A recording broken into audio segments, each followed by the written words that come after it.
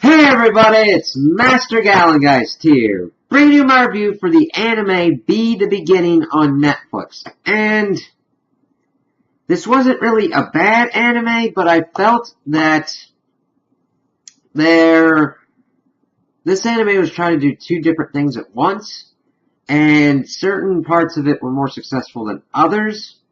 So, this whole anime centers around this kind of like island nation of Cremona. And there's these murders that have been going on, which they attribute to this person called B, because they leave this symbol that looks like a B on every kill. Now it's really kind of strange because he seems to be going after only killers or people that have been doing horrendous kind of acts. As we see in the beginning when these people are pretty much trying to hunt and rape this one woman.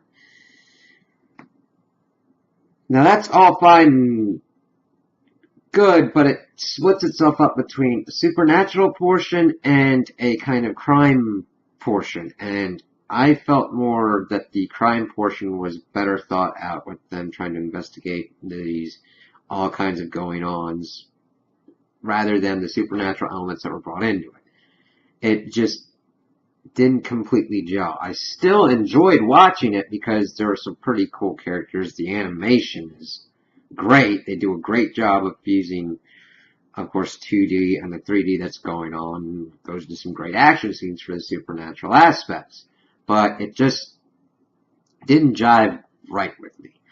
Now, I did watch this in the dub, and I really thought that they did a good job with the voice acting and everything.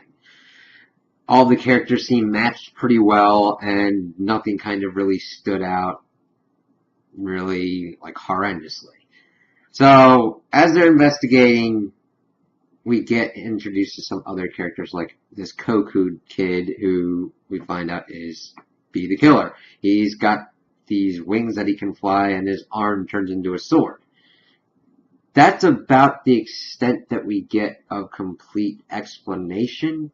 I mean, we do get a little bit more, but we don't understand exactly why or what's going on with it. We get introduced to this Lily woman who is part of the Force. We get introduced to the whole cast of characters, which were all pretty well done.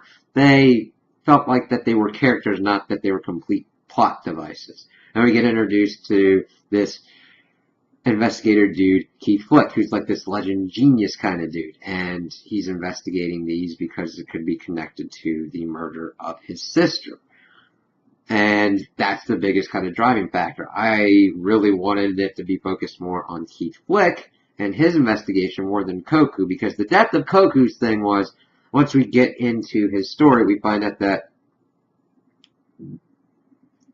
at a certain point in the past, the government found this kind of interesting kind of black rock and these kind of beings that they pretty much think are kind of gods. And they created this program to try and make them. And it didn't go completely to plan or whatnot, because they were doing human hybrids with them, which introduced these Reggie beings, which were unstable and eventually went off the reservation and would kill people and all that.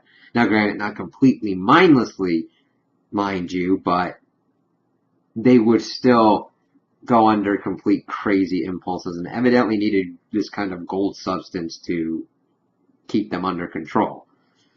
Because we see throughout the rest of it that there's this group of them that are just creating chaos for no discernible reason. And the one that's using them is actually a stabilized Reggie, and the government wants to kill him because they want unstable Reggies. It doesn't really make a lot of sense on that part. I understand you would want them to be used as weaponized kind of devices, and if you destabilize them, if you do stabilize them, it kind of takes away what's going on, but you got people being murdered in your own country. It's really weird. Nobody really seems to be up top kind of like controlling it completely. So, evidently, Koku and this one girl that he loves, Yuna, are the ones that are the actual kind of god creatures. It never explains why they're special. I don't know if they'll get into that, because it does tease a second season coming later, but nothing's really done to ascertain why they're different. Sorry, it's just I'm trying to think of any kind of different process or anything it's just calling him the Black Wing King and then him pretty much trying to go after and find Yuna. That's the extent of Koku's character. He only begrudgingly helps Keith in the investigation because it's connected to Yuna, and that's fine, but that's pretty much all he's going for. Even the symbol is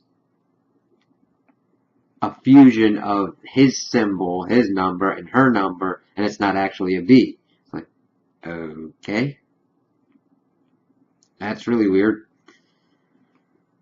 The better portions are when Keith and the department that he's in are trying to figure out the whole conspiracy and them getting through it, him trying to figure it out and finding out that his best friend, Gilbert, is the one that's behind all of these, not all of the murders, but these Reggies that would be pulled out for murders were used to cover for him because he was in league with the stabilized Reggie who could like manipulate people's memories. So essentially Gilbert would murder someone, they would find an unstable Reggie, wipe its mind, and use it to take the fall. And Gilbert was interesting.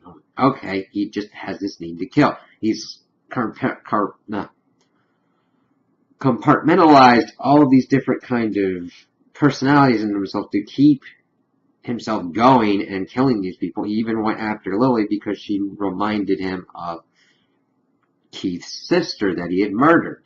And seeing all that kind of stuff, because we went into his base and seen all the dead people, I was like, wow, okay.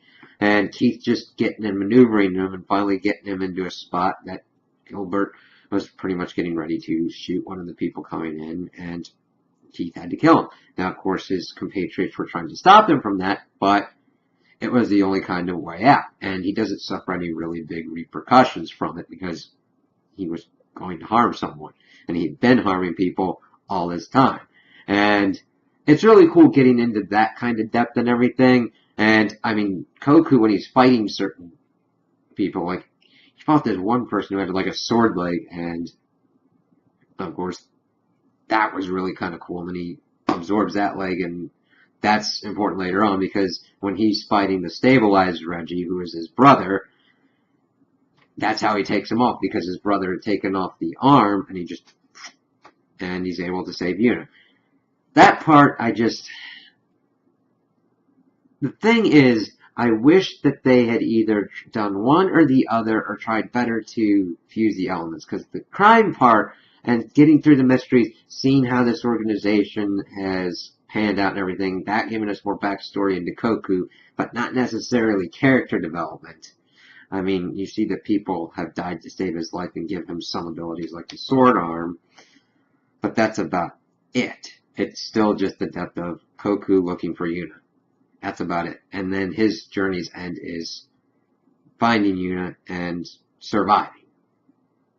Okay? Keith's is a more dynamic one, as he is trying to reorient himself from being out of active duty of investigations for so long, getting to trust his compatriots in what he's trying to do, into getting to luring out Gilbert and the rest of the organization and trying to stop all of this from continuing.